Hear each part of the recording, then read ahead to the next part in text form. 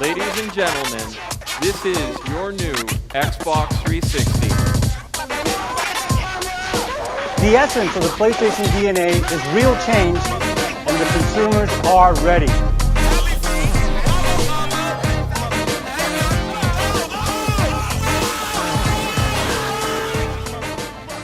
Last time on a Tekken Retrospective, we talked about the 7th generation of Tekken, a magical time where the Xbox 360 and the PlayStation 3 reigned supreme. This was the beginning of online gaming becoming not just a novelty, but a mainstay in the ever-changing landscape of this little medium that we love. The competitive scene of Tekken had always been there, through its earliest days in Tekken 3, its rise in Tekken Tag 1, near death in Tekken 4, and absolute peak at Tekken 5, especially with Dark Resurrection.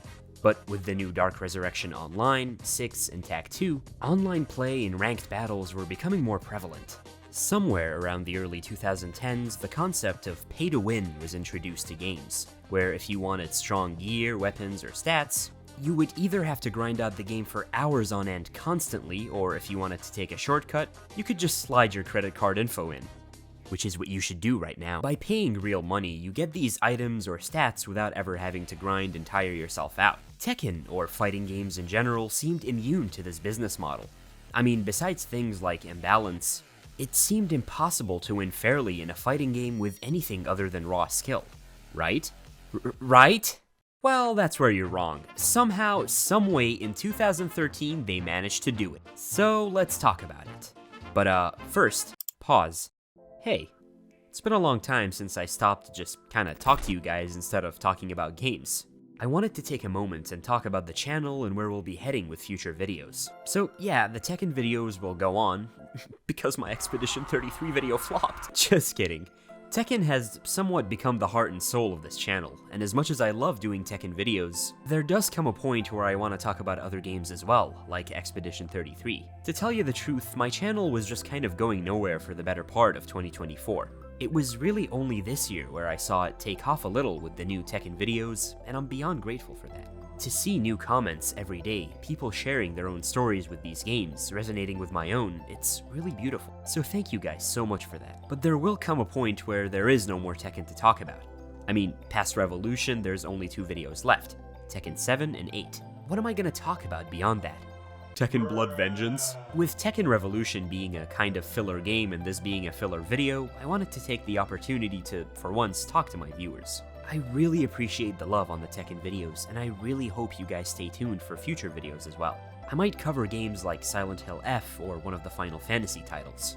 In any case, thank you so much for watching, please stay tuned, and yeah, that's about it. Back to the video.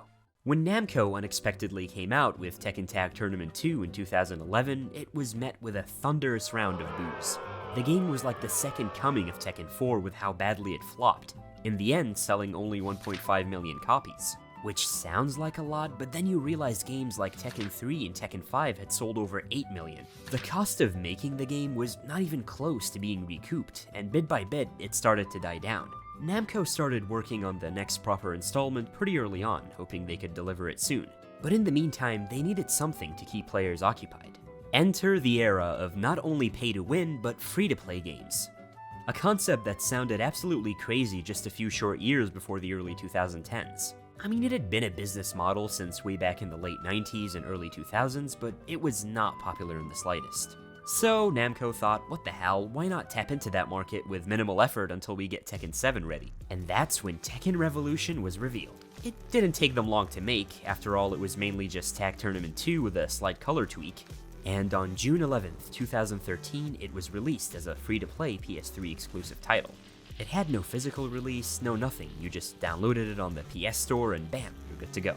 But soon after, players started to dive into it, and that's when the horror unfolded. Let's talk about Tekken Revolution.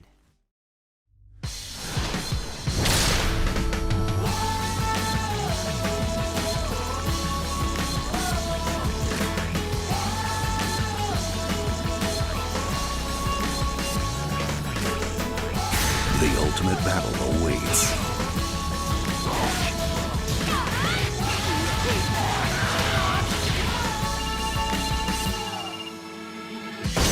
Free to play.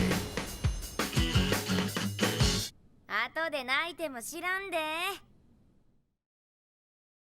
Besides the obvious elephant in the room when it comes to Tekken Revolution, two main things were tweaked from Tekken Tag Tournament 2. Besides the health bar turning orange, and the game no longer being 2v2, firstly, Bound was removed, so all those extended big boy combos that people love to do in Tag 2 to kill you with one interaction were gone.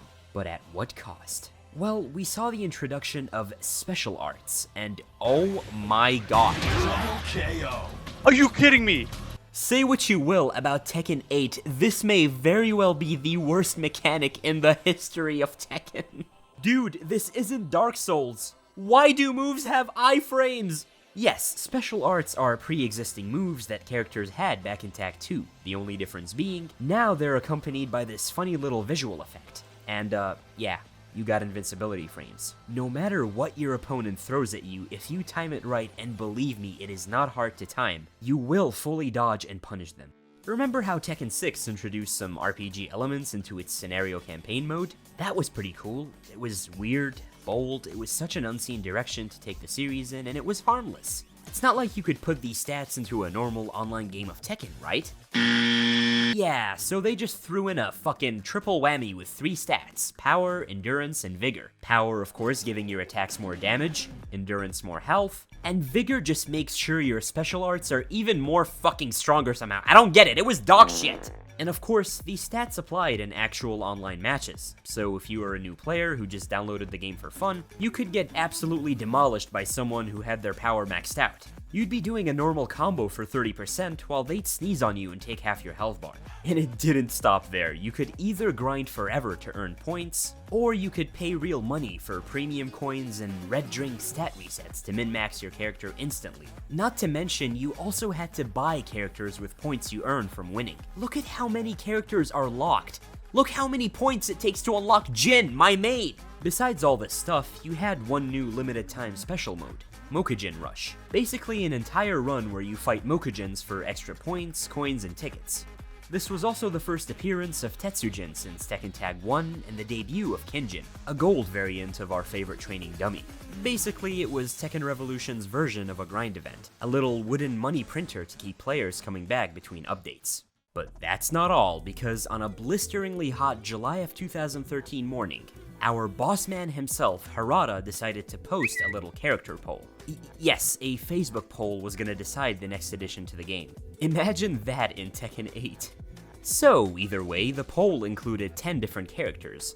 Visuals were limited, we mostly only got a little description, and judging by those descriptions, it was pretty apparent Namco themselves might have favored a few characters over others, namely a certain vampire girl.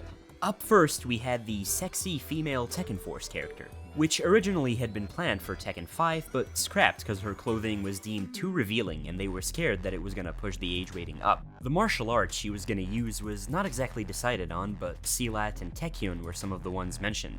We also had a literal salmon character concept, but I guess that was scrapped, and we only got to see this character in Kuma's rage art. One of the more popular choices was Shin Kamiya, a classmate of Jin that was featured in the Blood Vengeance movie. He was pretty lame, so I'm glad it was not him. Other choices included Togo from Tekken 6, a literal zombie bride that was supposed to be Miguel's dead sister reanimated, a giant fucking praying mantis, a female Paul, and an average run-of-the-mill old man that didn't practice any martial arts. The last two that stood out were Ganmi-chan, a female sumo wrestler who was a huge fangirl of Ganryu, and an unnamed girl vampire who had connections to Lily and her family. In the end, the top 3 choices were Shin Kamiya, unsurprisingly the female Tekken Force fighter, and the female vampire taking most of the votes. Finally, in December 2013, she was revealed as Eliza. She was initially proposed for Tekken 6, but a strange phenomenon occurred where many of the developers from the team would get married or get pregnant, causing them to go on leave. When the concept was brought back for the console version of the game, this happened again. So Harada supposedly locked the concept away in a safe due to his superstition about her. But I guess in the end the fans broke her out either way. So here she is, Eliza, making her debut in Tekken Revolution. There was a little event and you needed to collect 20,000 of these blood seals to unlock her. She had some good pokes and decent range and also fireballs, but not quite the horrid kind we'd see in the next game, not yet. This was Tekken in the early stages of flirting with 2D fighters. Well, not counting that one other game. And yeah, that was pretty much it for Tekken Revolution. It did not last a whole lot longer after Eliza. Players pretty much abandoned it and went back to coping on Tekken Tag 2 until finally in 2017, Tekken 7 came out on consoles and PC for everybody to enjoy. And soon after, March 20th of 2017, that same year, the game was discontinued and went offline. Man, what a fun womp womp. Yeah, I'm not gonna pretend to have any kind of nostalgia here, this game blows. But you know what didn't blow?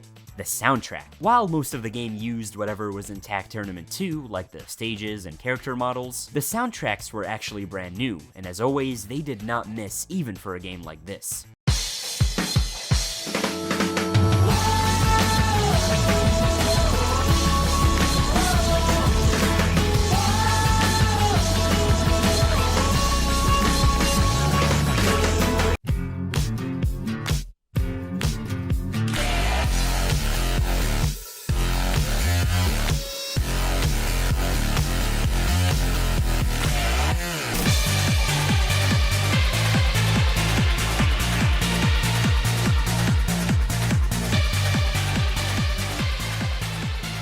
It's a pretty new take on Tekken music that expands on the dubstep and techno that they were trying to get into, and they dive deeper into this new direction with Tekken 7, but as it stands, Tekken Revolution had a pretty cool little soundtrack. And yeah, that's pretty much it.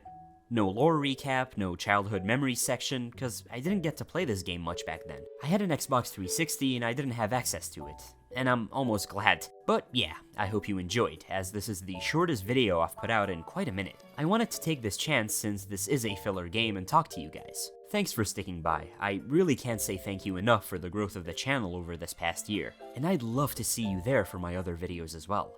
The next one will probably be about a Final Fantasy game. Which one, we'll see. But either way, hope to see you there.